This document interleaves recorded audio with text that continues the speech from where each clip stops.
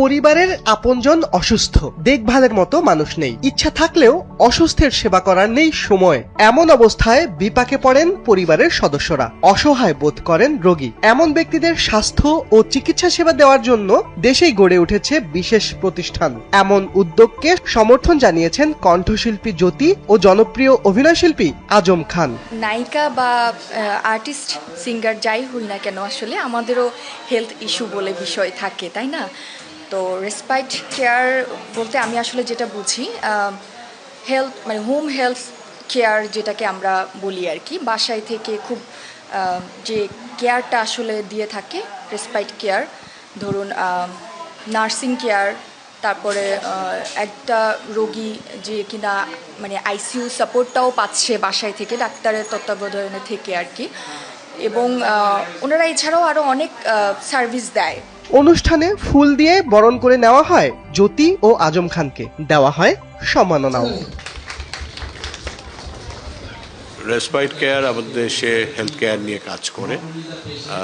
Very recently আমার সাথে তাদের পরিচয় হয়েছে এবং আমি তাদের কার্যক্রম দেখে অনুপ্রাণিত হয়েছি এবং সেই জন্যই তাদের সাথে যুক্ত হয়েছে।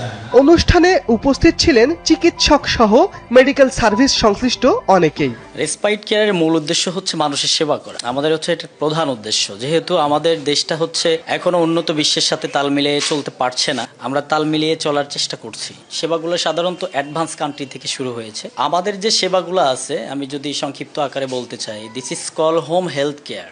হোম হেলথ কেয়ারের মাধ্যমে আমরা মানুষের সেবা করে যাচ্ছি। লাইক দ্যাট, আপনাকে যদি আমি সহজভাবে বোঝাতে চাই, যে একটা মানুষ যদি স্ট্রোক করে, একটা মানুষ স্ট্রোক করার পরে অনেক সময় কিন্তু লং টাইম হসপিটালাইজড করে রাখতে হয়। সো লং টাইম হসপিটালাইজড করে রাখার পর যেটা হয়, অনেক ইনফেকশনের সোর্স চলে আসে, বা একটা সময় ডক্টর বলে যে আপনাদের রোগী এখন এমন একটা পর্যায়ে আছে, আপনারা এই সেবাটা বাসায় নিয়ে ক্লোজ মনিটরিং এর মাধ্যমে করতে পারেন। সো ওই সেবাটাই আমরা নিশ্চিত করছি। তার সাথে আমরা যেটা করছি যে on call ambulance, on call doctor, on call nurse, baby care, air অ্যাম্বুলেন্সের ব্যবস্থা, এবং বৃদ্ধ অসুস্থ মানুষ যারা বাসায় থাকে, যে অনেকেই অফিস করে, অফিস করার কারণে যে বাড়ির যে পরিবারের যে ব্যস্ততা, অফিস আদালতে যাওয়ার কারণে কিন্তু ফ্যামিলির আপনজনকে আমরা দেখতে পারি না বা দেখার সময় হয় না। দেখা গেল যে আমার কেউ একজন অনেক জ্বরে অসুস্থ হয়ে আছে, তার পাশে থাকবে কে, সেবাটা করবে কে, মনিটরিংটা করবে কে?